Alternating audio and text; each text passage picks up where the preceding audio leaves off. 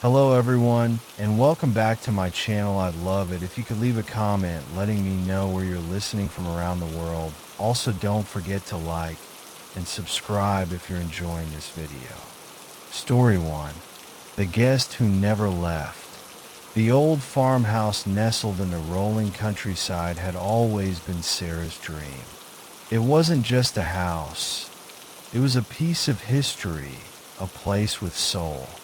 When she and her husband, David, decided to list it as an Airbnb, they thought it would be a fun way to make some extra cash while sharing the charm of their beloved home. They had spent weeks preparing fresh paint, cozy furnishings, and a welcome basket filled with homemade goodies. Their first booking came in quickly, a man named Mr. Harrow.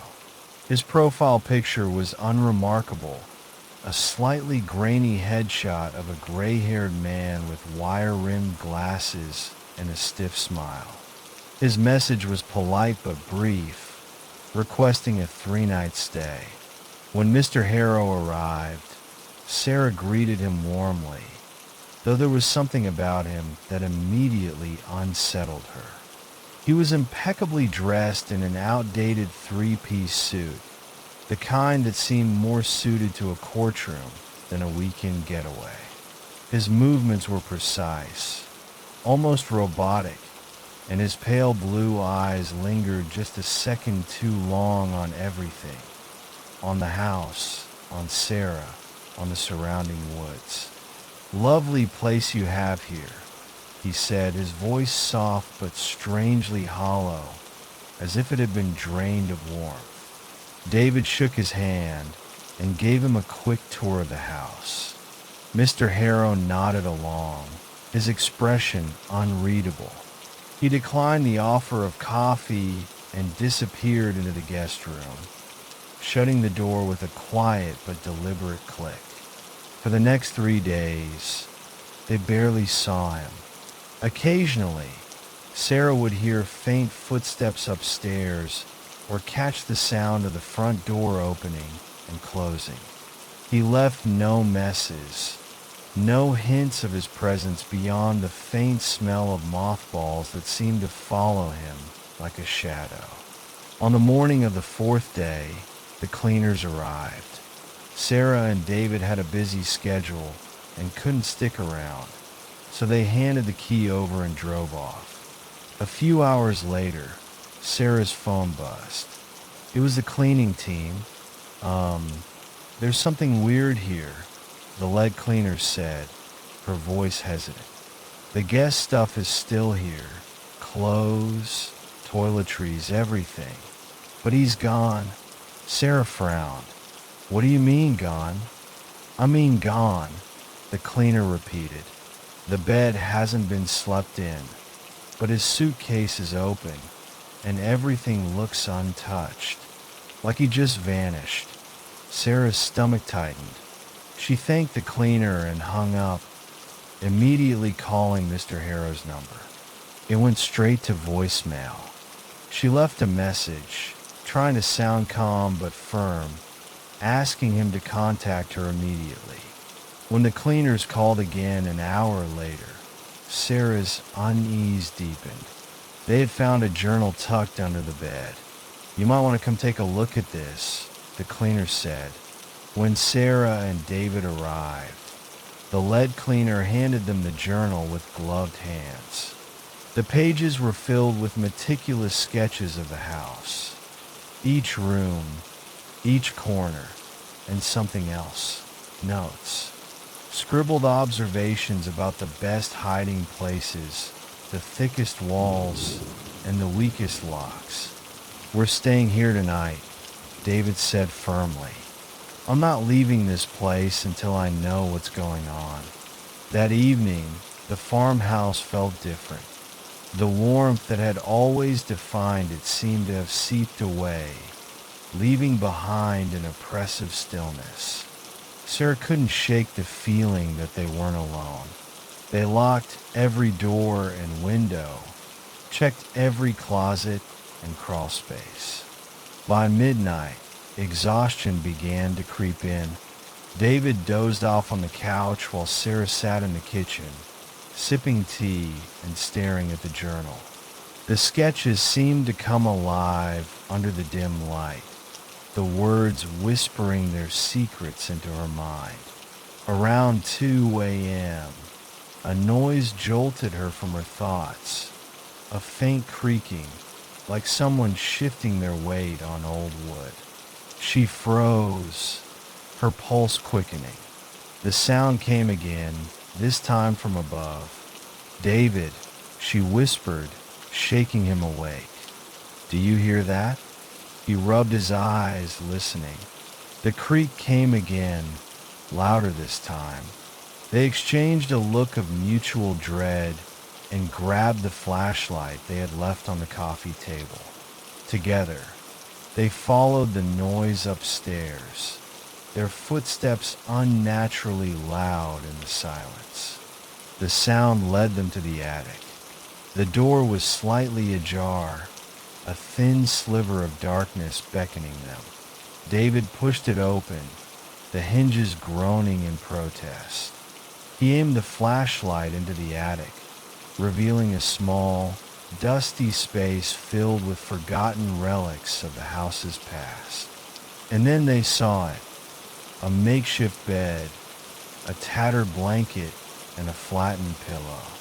Next to it, a pair of boots, their soles caked with mud. "Oh my God," Sarah whispered. Before they could react, the attic door slammed shut behind them with a deafening bang. Sarah screamed as David lunged for the door, pounding on it with his fists. It didn't budge. "Help! Somebody help us!" Sarah shouted, her voice cracking with panic. For hours, they yelled and banged, their voices growing hoarse. The air in the attic felt suffocating, heavy with fear. Finally, just as the first light of dawn began to seep through the cracks, they heard a voice. "Hello? Is someone in there?" It was their neighbor, Mr. Cooper, who had come to check on them after noticing their car still parked outside. He pried the door open with a crowbar, and they stumbled out, disheveled and trembling. The police were called, but the investigation turned up nothing. Mr. Harrow's belongings were collected and logged as evidence, but there was no trace of him. The journal's strange notes only deepened the mystery. Locals began to share hushed stories about Mr. Harrow, a drifter with a peculiar habit of renting homes and vanishing without a trace. Some claimed he had been doing it for years, moving from town to town, leaving behind only questions and unease. Sarah and David sold the farmhouse a few months later. The charm was gone, replaced by a lingering sense of violation. Sometimes, late at night in their new home, Sarah would wake up to the sound of creaking wood and find herself holding her breath, waiting for the sound to come again. Story 2. Haunted Mirror Story. Rachel had always been drawn to the charm of old houses. When she found an Airbnb listed as a renovated Victorian masterpiece, she booked it without a second thought. The photos showed polished wooden floors, intricate crown molding, and a collection of antique furniture that seemed to belong to another time. It was the perfect escape from their busy city lives. Just her and her boyfriend, Chris, away from the noise and chaos. The house was even more enchanting in person. When they arrived, the late afternoon sun cast golden beams through tall windows, illuminating every detail. The crown jewel of the decor was a massive gilded mirror that hung in the hallway. It was at least 7 feet tall, its ornate frame carved with twisting vines and cherubic faces. The mirror seemed to watch them as they unpacked. Chris chuckled when Rachel mentioned it. "It's just a mirror, Ratch." creepy old houses come with creepy old stuff. That first night passed without incident. They explored the house, cooked a simple dinner, and settled into the plush four-poster bed in the master bedroom. Rachel fell asleep to the soft rustling of leaves outside. But the second night was different. Rachel woke in the middle of the night, an unease settling over her like a heavy blanket. She glanced at the clock on her phone, 2:13 a.m. The room was dark, save for a faint sliver of moonlight seeping through the curtains. She turned to Chris's side of the bed and found it empty. Frowning, she got up and padded out into the hallway. The air felt colder out here, and the faint creak of the wooden floorboards beneath her feet seemed too loud. That's when she saw him. Chris was standing in front of the mirror. His back was to her, his posture rigid. His reflection in the mirror didn't move in tandem with him. It was slightly delayed, almost imperceptibly, but enough to make Rachel's stomach twist. "Chris," she called softly. He didn't respond. His head tilted slightly, as if he were listening to something she couldn't hear. She stepped closer, her unease growing with every step. "Chris," she said louder, her voice shaking now. She reached out and touched his shoulder. He flinched violently, turning to her with wide, frightened eyes. "Ratch, what are you doing out here?" His voice was groggy, confused. "What am I doing?" She shot back. "You're the one standing in the hallway, staring at a mirror like a zombie." Chris frowned, rubbing his temples. "I don't remember getting up. I must have been sleepwalking." Rachel wasn't convinced. She led him back to bed, her mind racing, but exhaustion eventually pulled her back into sleep. The next morning, she couldn't shake the eerie feeling. As Chris made coffee, Rachel wandered back into the hallway. That's when she noticed the smudges on the mirror. They weren't fingerprints. They were full handprints and faint impressions of a face, as if someone had pressed their features against the glass. "Chris, did you touch the mirror last night?" she called. "What?" "No," he replied from the kitchen. "Why?" She didn't answer. Instead, she grabbed a cleaning cloth and wiped the mirror clean, hoping to erase the unease clawing at her chest. That night, Rachel decided to set up her phone to record the hallway while they slept. She propped it on a side table, angled it toward the mirror, and hit record before heading to bed. The next morning, Rachel woke before Chris and immediately grabbed her phone. Her heart raced as she played back the footage. At first, everything seemed normal. The hallway remained still and quiet for hours. But then, just after 2 a.m., the bedroom door creaked open. Chris stepped out, moving with the slow, deliberate motion of someone in a trance. He walked to the mirror and stopped, staring into it. For nearly an hour, he stood there, unmoving. But it was the reflection that made Rachel's blood run cold. In the mirror, a shadowy figure leaned toward Chris.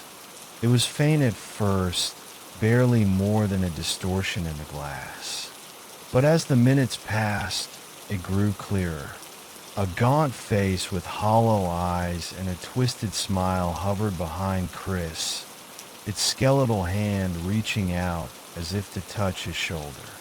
Rachel dropped the phone and ran away Chris. "We're leaving." "No."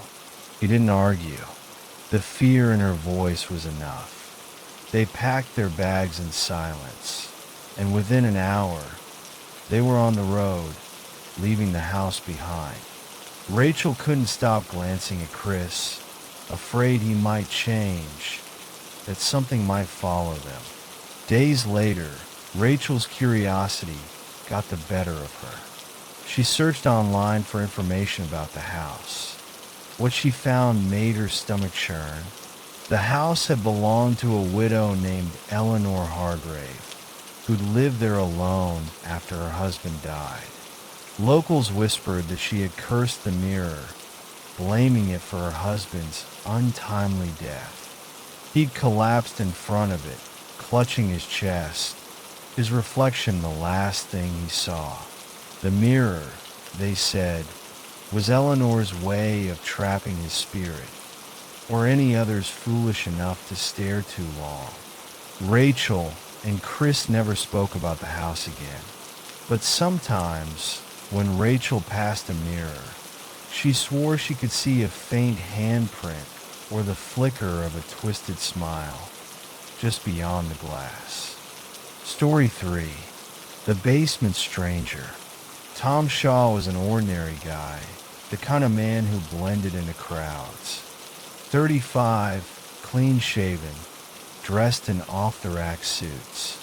He had a knack for logistics and spent most of his days coordinating supply chains and negotiating contracts. So when his company sent him to a sleepy little town for a week-long project, he figured it would be nothing more than a dull assignment, a series of spreadsheets, and polite small talk over coffee. The Airbnb listing seemed perfect, a quaint little house on the edge of town. The pictures showed a cozy bedroom, a small but functional kitchen, and a cheerful living room with a floral couch that screamed middle-aged comfort. The host, Clara, described herself as happy to help but out of sight.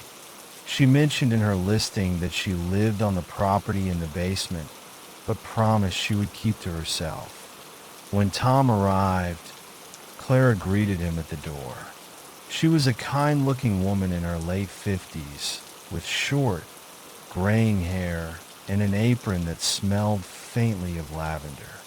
Her smile was warm but brief, and she quickly showed Tom around before retreating to the basement. "If you need anything, just knock," she said, her voice echoing as she descended the stairs. The first night was uneventful. Tom cooked a microwave dinner, watched an old sitcom on the boxy television, and fell asleep early. The house was quiet, save for the occasional creak of its old wooden frame settling. But around midnight, he woke to faint noises.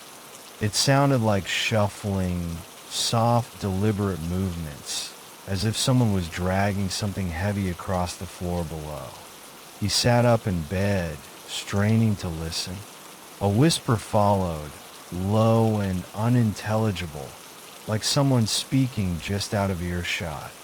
Then a scraping noise, metal against wood, maybe a chair being dragged. Tom's heart thudded in his chest, but he reminded himself that Clara lived downstairs. She was probably moving furniture or watching TV. He pulled the covers over his head and forced himself back to sleep. The next day, he didn't think much about it. He'd never been a light sleeper and chalked the noise up to his unfamiliar surroundings. He went about his day, navigating through meetings and jotting down notes. When he returned to the Airbnb that evening, the house was as quiet and welcoming as it had been the day before. Clara's car was parked in the driveway, but he didn't see her. That night, the noises started again. This time, they were louder. The shuffling was more pronounced, and Tom could hear what sounded like a soft, rhythmic tapping. He sat up in bed, his heart racing. Then came the unmistakable sound of someone trying the basement door handle. It rattled, hesitated, and then rattled again, more forcefully. "Clara," Tom called out, his voice breaking the silence. The noises stopped. He waited, straining to hear anything else, but the house was silent once more. Uneasy, He got up and checked the lock on the basement door. It was secure. He returned to bed, but sleep came only in fitful bursts. The next morning, Tom decided to confront Clara. He knocked on the basement door, and she emerged a moment later, wiping her hands on her ever-present apron. "Good morning," she said cheerfully. "I heard noises last night," Tom said, trying to keep his tone light. "It sounded like someone was trying the basement door." Clara frowned, her brow furrowing in genuine confusion. "That's odd," she said. "I wasn't even home last night. I stayed over at my sister's place." Tom felt a chill run down his spine. "You weren't here?" "Not at all," she replied, her expression now tinged with concern. "Are you sure you heard something?" He nodded, but Clara's explanation didn't sit right with him. He spent the rest of the day in a state of unease, checking his phone obsessively and considering whether to cut his trip short. By evening, he'd made up his mind. He packed his bags, left a polite note on the kitchen table, and drove to a motel on the other side of town. He slept soundly that night for the first time in days. A few weeks later, while scrolling through the news, a headline caught Tom's eye. "Local woman arrested after police raid Airbnb property." The article detailed how Clara had been keeping a man captive in her basement for years. He was malnourished, filthy, and disoriented when the police found him. Neighbors reported strange noises from the house, but had never suspected anything sinister. Clara claimed she'd been helping the man, but investigators found chains, restraints, and a diary documenting years of torment. Tom's stomach churned as he read the details. The shuffling, the whispers, the rattling door handle. They hadn't been his imagination. Someone had been trying to escape. He closed the article and stared out the window. The quaint little house with its floral couch and lavender-scented host would haunt him for the rest of his life. For Tom, the world suddenly seemed a much darker place.